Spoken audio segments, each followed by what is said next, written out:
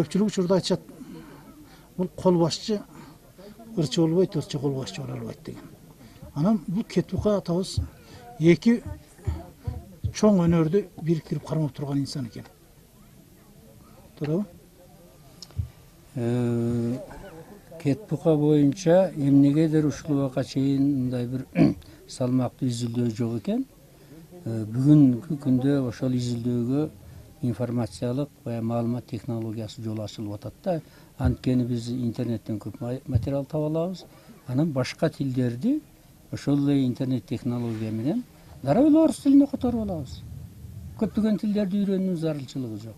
Мына ошол мүмкүнчүлүктөн пайдаланып Кетбуканы изилдедим. Кетбука бул Рашид ад-Динне дагы, Джами ат-Табарик аттуу эң ошо көөнө тарыхчыларды, бул дүйнөнүн алып тарыхчылары. Бардыгы Кетбука дебейт, Китбука дейт. Кит. Бул Кетбука деп айтылып калганы жана Чыңгызханга тулпар өштү, жылдыз өштү айханым, тулпар өлдү айханым деп ырдаганда, анан Чыңгызхан Кетбука түрүсү Китбука дегенден эле Кетбука болуп калыптыр. Чыңгызхан айтты деби? Чыңгызхан айтты деп эле. Бул Чыңгызханга ушул сиз изилдеп жүрүпсүз, кандай тагдыр менен бул кол башчы болуп жанында жүрүп калган? Аны мен таптым. Бул баягы 1204-жылы Наймандар талкаланат го. Чыңгызхандын ушундай эрежеси болгон. 14 жаштан жогорку эркектерди колуна киргенде толугу менен кырган да. Эмне үчүн? Себеби калтырсаң кайсы бир күнү баш көтөрүп кайрадан кол салат. Баш көтөрүш кылыш керек деген дагы 14 жаштан төмөнкү жаштагы балдарды, кыз болобу, эркек бала болобу, монгол жоокерлерине өлүп берип, баласына кошуп тарбиялаткан экен. Өзүңдүн балаңдай тарбиялайсың деген экен. Атайын көзөмөлчү койгон. Эгерде ушул баланы өгөй бала деп ылдык көрсөтсөң, анда сен жазаланасың.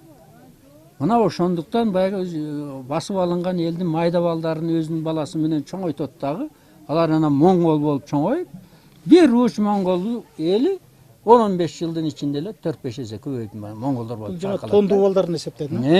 Наймандарды жеңгенде, Наймандын баягы майда балдарын алып келгенде, айтууга караганда ошол жанагы Чыңгызхандын агасы Темүге. Ошо Темүгеге берилген дейт тарбиялоого. Бул Кетбука ушул 14-төн ылдый болгондо, кичкей бала болгон. Ошо абдан Чыңгызханга жакын адамдардын арасына берилип тарбияланып, анан бул Кетбука жанагы жолчу, үгедей ошолор менен ойноп чоңоет. Анан Чыңгызхандын бир даанышмандыгы өзүнүн балдарын 14 жашка толгондо жалпы аскерлердин арасына кошуп жоокерчиликке чыгарган экен. Эч жагына жеңилдик берген эмес, менин балам деп. Өзүнүн балдарын. Өзүнүн балдар. Аскерлер жанагы ставкасына келип туруп калат да. Эми Чыңгызхандын согуш эрежесин мен абдан изилдедим да. Бул мындай экен. Жайында 3 ай согушкан эмес. Бул июнь, июль, август айлары. Кышында 3 ай согушкан эмес. Декабрь, январь, февраль. Эч жерде. Калган 6 айда бул согушкан. Жарым жыл эс алдырган. Жарым жыл эс алдырган. Бул анын ошондой тактикасы болгон. Кетбука болобу 10 башы болот, анан 100 башы болот. Анан Ноён деп бул 1000 башы болгон. Ноёнго жеткенде жанагы Гуюктан кийин Мөңкө, Чыңгызхандын небереси Мөңкө хан болот. Мөңкө хан болгондо Хулак уулусу түзүлөт.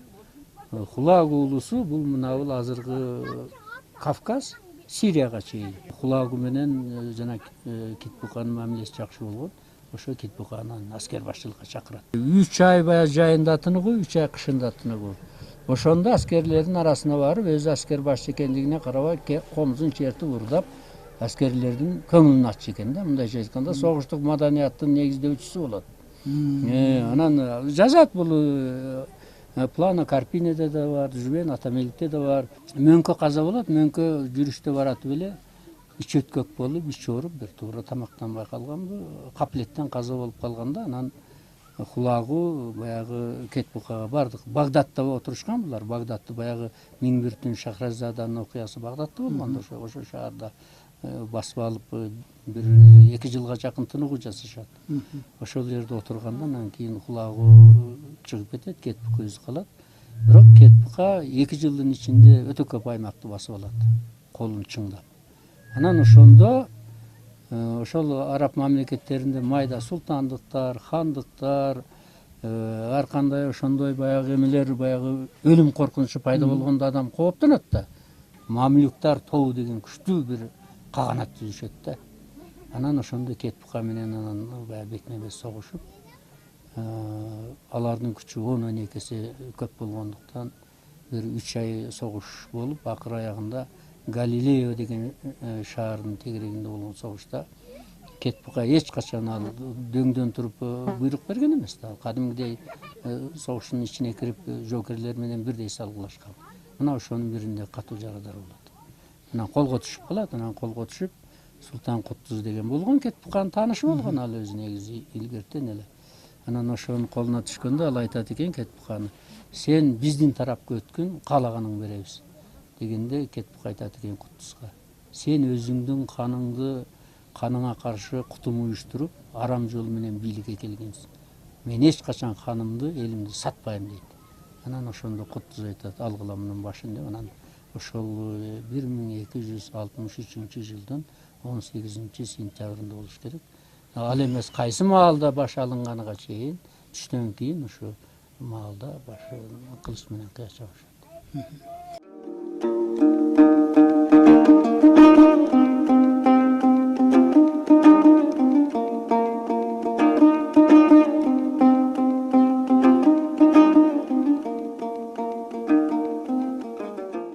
Эми ушул жерде бир үчүнчү бир инсан жөнүндө дагы кошо мына жалпы Куран окутууга кошупсуздар.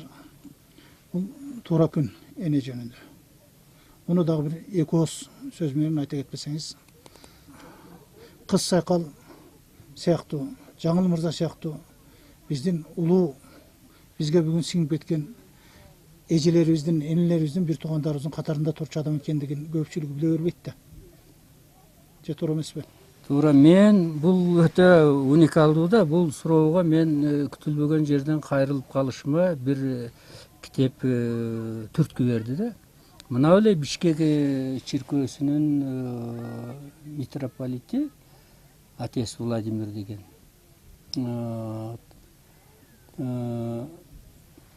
Турки христиане деген китеп чыгарыптыр. Москвадан чыгат, бул 12 000 нускада. Азыр атыны так айта албайм. Ушундай да. Анан ошону мен окуп барактап баратсам эле бир жеринде туура күн жөнүндө маалымат жүрөт.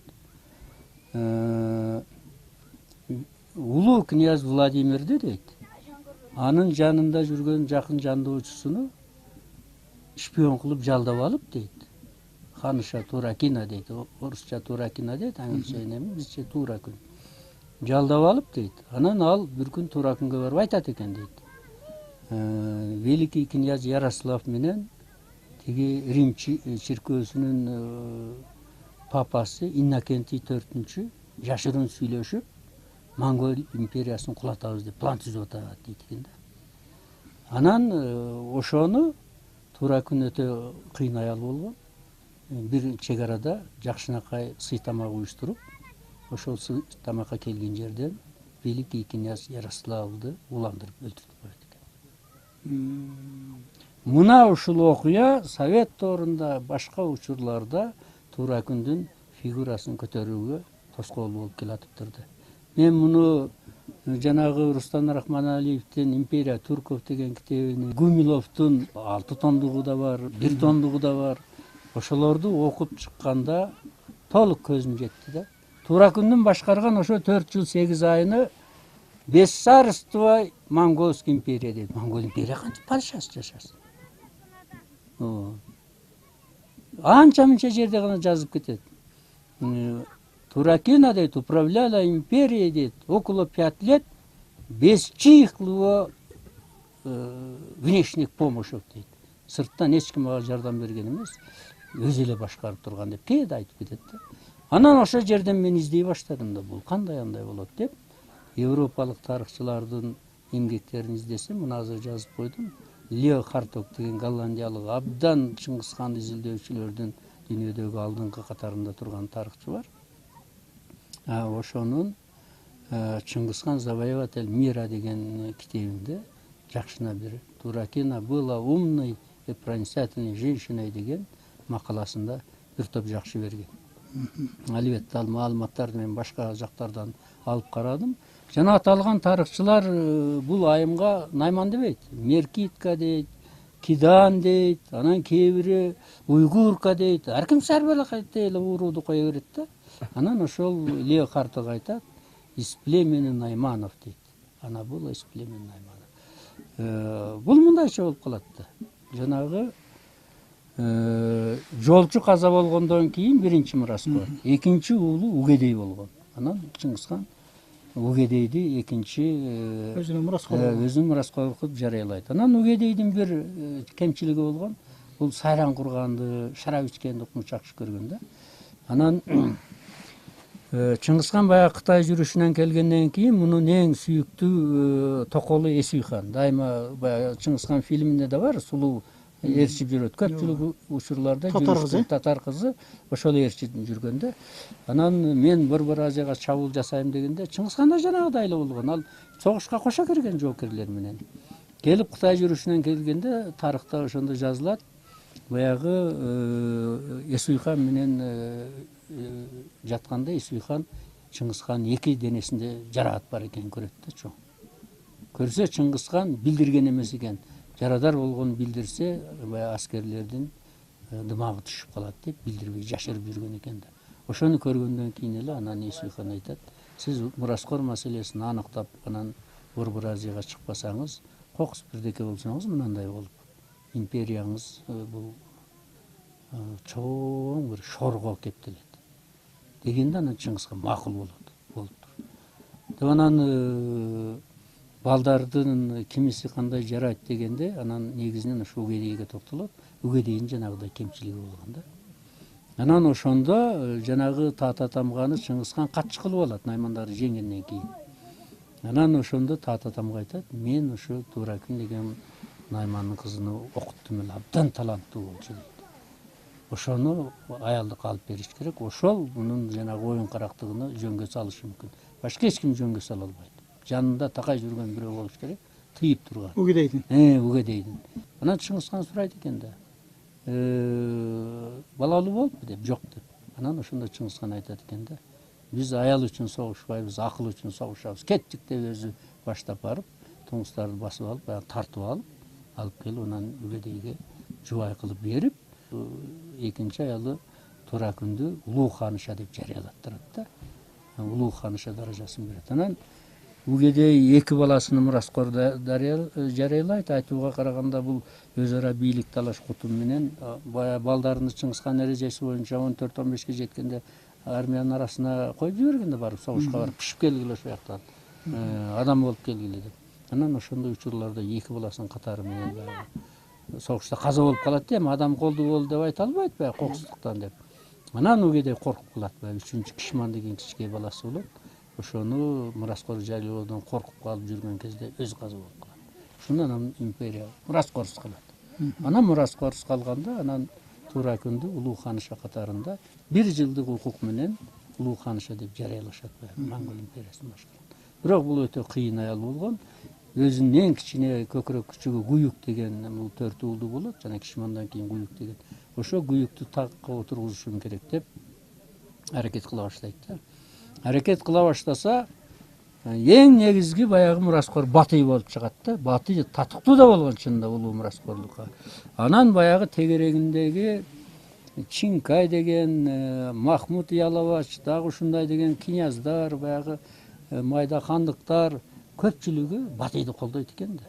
Эмне үчүн Батыйды колдошкон булар? Себеби дегенде булар Кытайдын жибеги менен фарфорун Европага айдап, Европанын жанагы өнүккөн азыркы темир, тезек, жанагы пакта, ушундай буюмдарын бияга алып келип байыбыз деген идея болгон да буларда. Соода маселесинде. Анан ошондо баягы Туракүн эмени курултайды чакырбай коет дагы, жанагы каршы чыккандарды бирден жазалап, кээ-бирин өлүм жазасына тартып, баягылардын каршылыгын жеңип отурат да. Акыры аягында Батый Туракүн баягы улуу курултай жарыялайт. Бул улуу курултай Монгол империясын Туракүн жарыялаган улуу курултай. Монгол империясынын тарыхында андай жогорку деңгээлде уюштурулган курултай болгон эмес. ал жөнүндө чоң китептер жазылган, дагы изилдеш керек. Ошого батый келе албай коет да.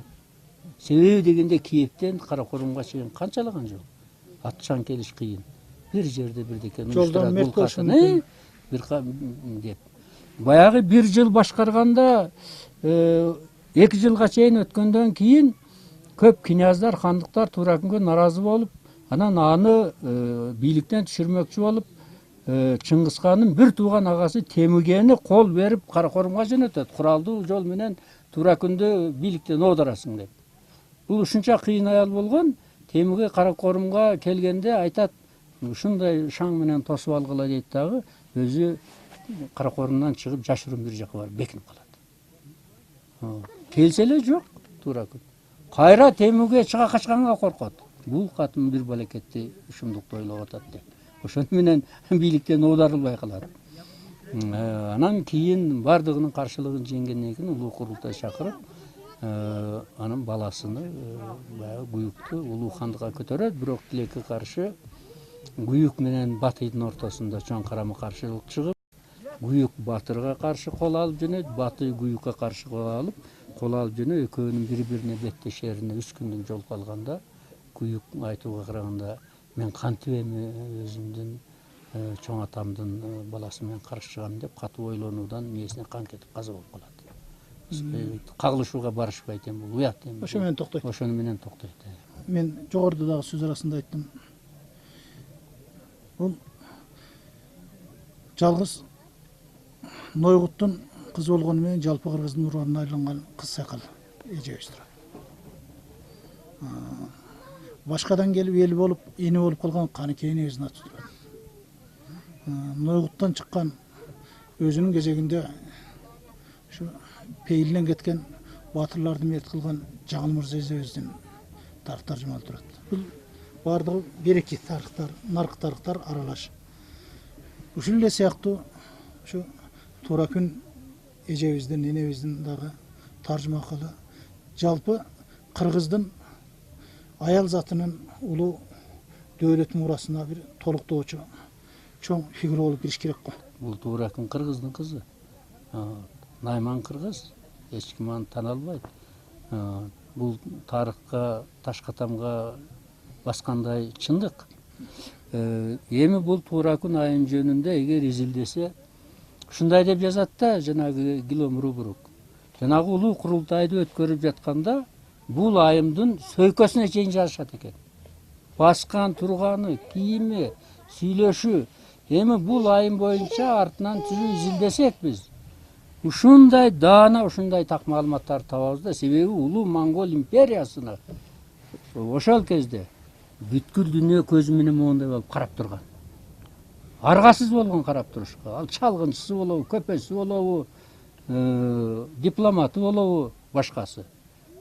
Бул Туракүн эжебиз жөнүндө маалымат. Бул жөнүндө океан. Биз аны бир кашыктап да суза элекпиз. Мен ойлоймун, бул жерде биздин алдыбызда бир улуу ыйык Озыйпа турат. Кудай кааласа ошол Озыйпаны ишке ашырабыз. Туракүн энени Угедей атадан 8 жаш кичүү деп атасыз. Ошону менен болжолдуу бул инсандын төрөлгөн учуру белгилүү болот. Ал эми бул инсандын каза болгону жөнүндө. Каза болгону өтө кызыктуу да. Баягы Гуюкту хан көтөргөндөн кийин Туракүн анан өзүнчө резиденция түзүп алып, ошондо жашайт. Анан Каракорумду ушундай мыкты абалга келтиргенге эми Туракүндүн эмгеги аябай чоң болот. Ошондо Каракорумдун ичинде атайын хандык резиденция болгон. Резиденцияда жасалма дөңсөк болуп, ошонун үстүндө алтын менен кооздолгон баягы курулуштун ичинде отурганда хан. Анан андан чыгып кетип, анан ал өзгөчө коргоодо болгон. Ал 2 катар дубал менен корголгон. Дубалдын сыртында 1 чакырым аралык таптаза болуп, чөптөрү да ташы терилип, чычкан жөргөлөгөнү көрүнгөндөй болуп көзөмөлгө алынып туруп, ушундай күчтүү коргоого алынган да. Анан чыгып кетип, ошо жашагандан кийин бул ар кандай баягы маданий иштер менен алектенет да. Европадан картиналарды алып келет, балдарды сүрөтчүлүк окутат, ошол жердеги баягы монгол балдарды. Меценаттык иш. Меценаттык иш менен алектенип, анан мунун эшиги ачык болгон. Келип ким кааласа, карапайым адамдарды деле кабыл ала берет экен. Мен бир көрөйүн деп келдим десе. Бирок катаал текшерүү менен. Катаал текшерүү. Жок, анча деле текшерүү. Баягы резиденциядан чыгып кетет. Резиденцияда чыкканда жөргөлө өткөн эмес. Чыгып өзүнчө эле ачык эле жашап калат да. Эч кандай андай мындай ой болбой. Анан күндөрдүн биринде эле өзүнүн төшөгүндө дени сак жүрүп эле баягы жансыз табылат. Эртең менен сыртка чыкпайт. Барып карасалар жансыз. Анан кээ бирөөлөр уландырган дейт, кээ бирөөлөр башка болгон дейт. Анан муну дароо эле Темүгеден көрө башташат. Себеби Темүге жанагы Чыңгызхан чоң атасы, неме агасы бул Темүге. Туура күндө бийликтен оодарам деп атайы келип анан оодара албай калганда. Мына ошон үчүн Темүге өч алды деген сөз чыкканда, Гуюк ал кезде улуу жасактын сактоочусу деген азыркыча айтканда генеральный прокурор, сот боту бардыгы бир эле баягы улуу жасактын сактоочусунун колунда болгон да. Чагатайды чакырып, дагы ушундай бийик адамдар чакырып, анан кийин муну текшергиле ким тарабынан каза болгон дейт дагы. Анан ошол Чыңгызхандын агасы Темүге тарабынан жанагындай кылынгандыгы далилденет. Себеби баягы жөнөткөн адамдар табып, алар мойнуна алышат. Анан ошондо Гуюк өзүнүн чоң атасыны өлүм жазасына тартат. Ой, чоң атаң бул болбойт десе, Гуюк айтат, улуу жасак чоң атага да, жоокерге да, небереге да бирдей. Мен Чыңгызхан чоң атамдын осуятынан четтөөгө эч кандай мүмкүнчүлүгүм жок деп, анан ошол Темүгени өлүм жазасына тартат. Ал качан каза болгондугу, анын күнү, эмеси, кайсы маал бардыгы бар. Эми мына сиз ушулардын баарын чогултуп жазган Найман тарыхы деген китебиңизде сиз кичинекей таңба менен Зияда сыр деп жазып койгон жериңиз бар. Ушул эмне сыр? Биз ошону менен бүгүн көрсөтөбүз деп жыйынтыктайлы. Абдан оорулуу, талуулуу жерден кармап атасың да, Султан мырза. Зияда сыр деген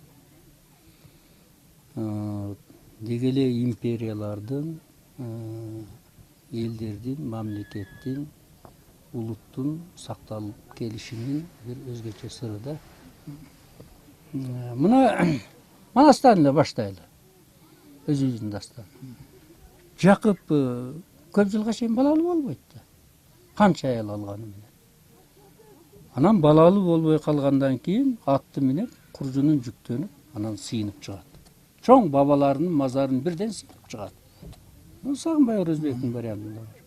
Зиярат кылып. Зиярат кылып чыгат. Зиярат кылып чыккандан кийин эле ошого кандайдыр касиет пайда болуп, аялдын баласынын боюна бүтүп, мына сатабыз төрөлүп атпайбы? Зиярат кылганда ошол жерге барып, Жакып атанын ошо айтылган эпоста деле айтылат эмеспи? Ошол жерге барып, Алла Тааладан суранып, жалынып ыйлап жатышты. Ошо зиярат да.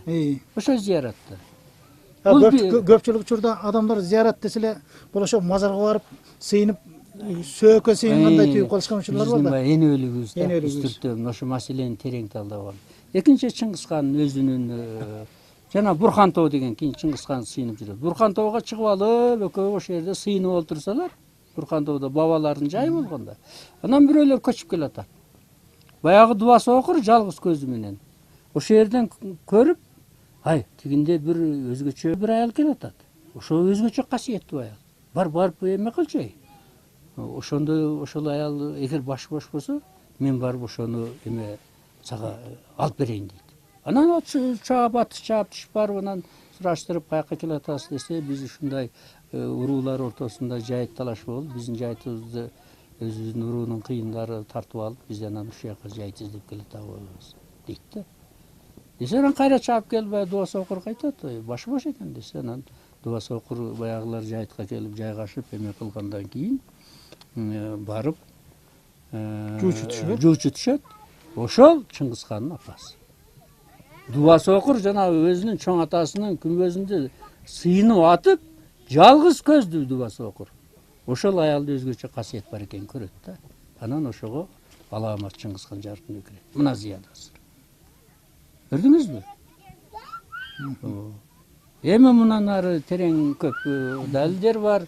Биз өзүбүздүн Зияда сырыбызды жоготуп алып, Анан ар кайсы идеология жабышып, ар кайсы идеяга жабышып, чачылып, тыркырап, азыркы абалда жүрөбүз. Эми сөзүбүздү жыйынтыктап, сиз эл журттун мына Кутман аксакалдарынын бир катары элге журтка берүүчү ак батаңыз. Элге журтка ак бата берүүнүн жоопкерчилиги да бар. Анын сөзүнө табуунун дагы бир мындайча айтканда оор жүгү бар. Азыр элибиз чынында бир табышмактуу учурга кептелип турган биз жашырбайлы, аны саясатчылар көркөмдөп жашырып турсун. Эми менин берген ак батам ушул.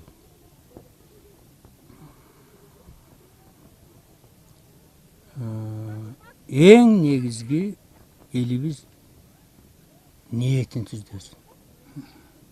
Элибизде жашаган ар бир инсан өзүнүн ниетин текшерсин.